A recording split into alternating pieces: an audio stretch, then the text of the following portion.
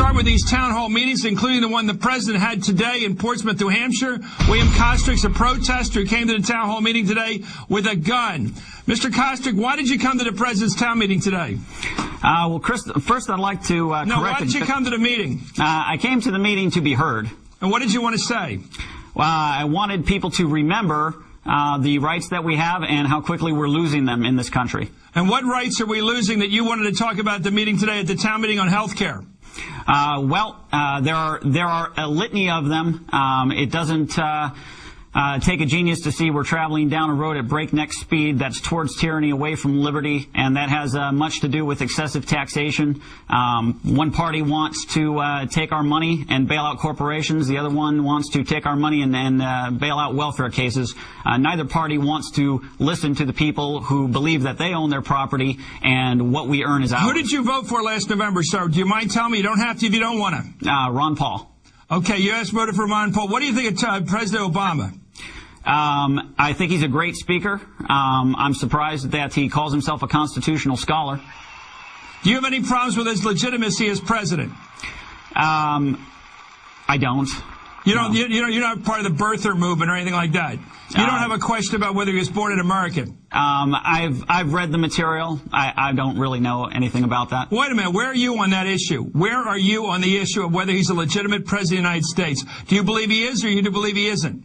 Well, as I say, I haven't done any of the research into it to be able to make any claims on that. I mean, that's for lawyers and other people to decide. So you're not making any claim that he's not a citizen? I am not making that claim. Okay, let's ask about the presidency and what he's trying to do with health care. You brought a loaded gun. Was your gun loaded today? Wow. Who would be silly enough to carry an unloaded firearm? I'm only asking. You're answering the questions. Who's yelling now? Okay, that's on the tape. Why did you bring a loaded gun to a public meeting? Well, here in New Hampshire, I know the law. You can chew gum at church. You can do it. You can ride in on a pogo stick. There's a lot of things you're legally allowed to do. Why did you bring a gun to a meeting with the President of the United States, given the violent history of this country with regard to presidents and assassinations? Why did you bring a gun to a public event with the president? Well, Chris, you know the history of this country. If you love this country, you know its history. Well, you know we've had a problem with people with guns at presidential events. Why'd you bring a gun to an event with the president? I do know history, and the history is that our forefathers fought for the right to keep and bear armed, and they believe that every person should be armed. Everybody knows that. Okay, well then... Well, why did you bring a gun to a presidential event today? That's not even a relevant question. The question is, why don't people bear arms these days?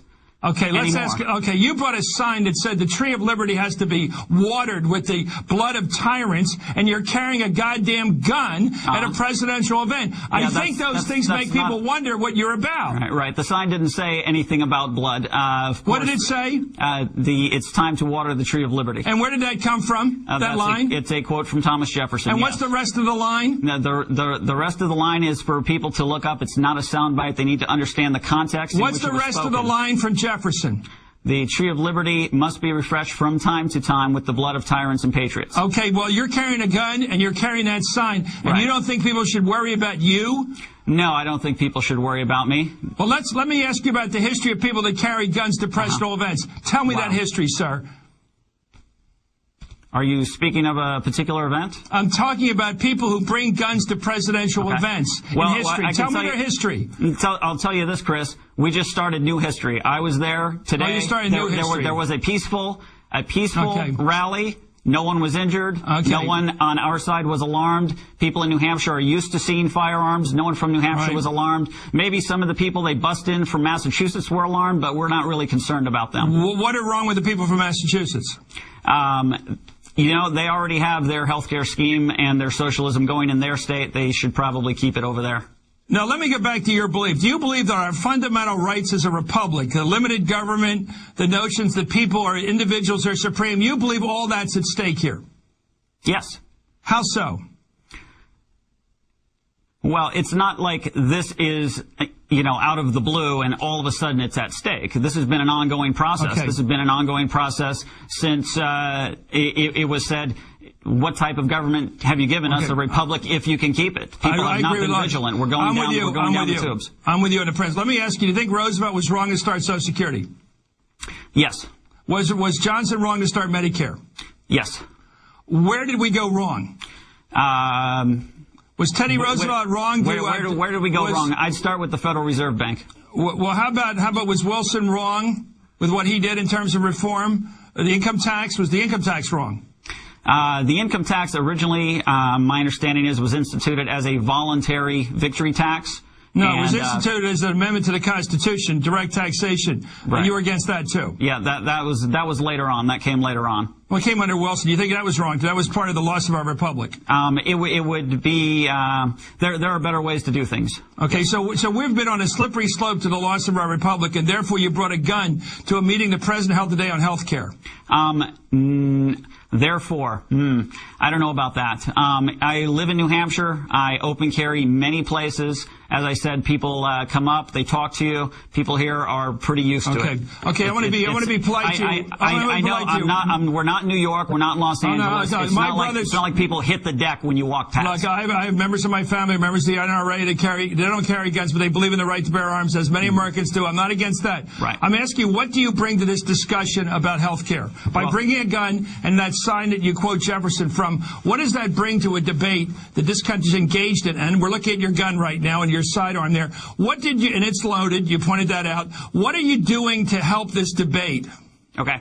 Well, sometimes when people are mired in their position, you can try to pull them out of it a little bit, but sometimes if you show the other end of it, you can pull them a little bit in your direction. Clearly, right. I'm not advocating violence. Clearly, no violence took place today. Well, what are you advocating? Well, I'm advocating an informed society, an armed society, a polite society. That's all there is to it. John Lott has a great study, University of Chicago, More Guns, Less Crime, and people should read it. Okay, well, thank you very much for coming on the show. I think you speak in a different way than most people. I think what the trouble is, you alarm many people to believe that when you bring a gun, violence might be afoot because they associate a gun with violence and they associate a gun with force. But you say you're not interested in using force to get your way politically. You say that. For me, you're not using force. No, a firearm is a defensive tool. So bringing a show of force to a political debate was not meant as a violent act? Not at all. It was meant as a what? What kind of a demonstration was it? Just to get it clear, I want to let you leave now. It's just another point. If you don't exercise your rights, you will lose them. Do you think if there were 1,000 people today are all armed, that would have been a safer crowd? Absolutely. If everybody had a gun? Absolutely. Okay, thank you very much. William Krosnick, thank you for coming on Hardball.